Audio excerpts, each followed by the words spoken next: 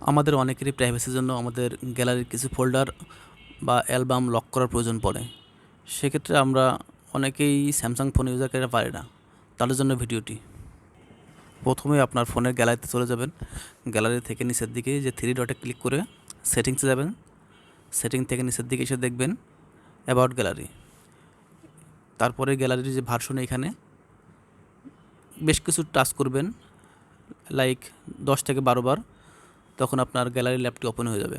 Open হয়ে যাওয়ার পরে এই যে ব্যাক এসে নিচে দেখবেন যে গ্যালারি ল্যাব, এখানে টাচ করবেন। এখানে এসে দেখবেন নিচের দিকে এই যে অ্যালবাম এন্ট্রি লক, এটা অন করে দিবেন। দিয়ে আবার ব্যাক চলে যাবেন গ্যালারিতে।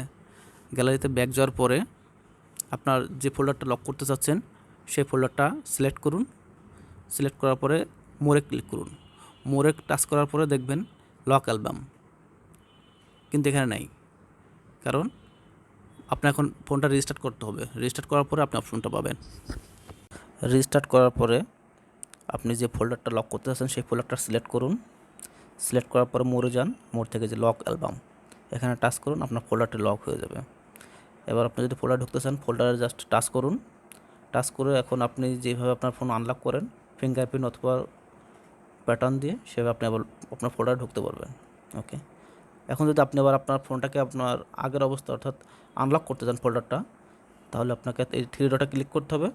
তারপরে যে আনলক অপশনটা আপনি পেয়ে যাবেন। এমন সিক্রেট টিপস পেতে চ্যানেলটি সাবস্ক্রাইব করে রাখতে পারেন।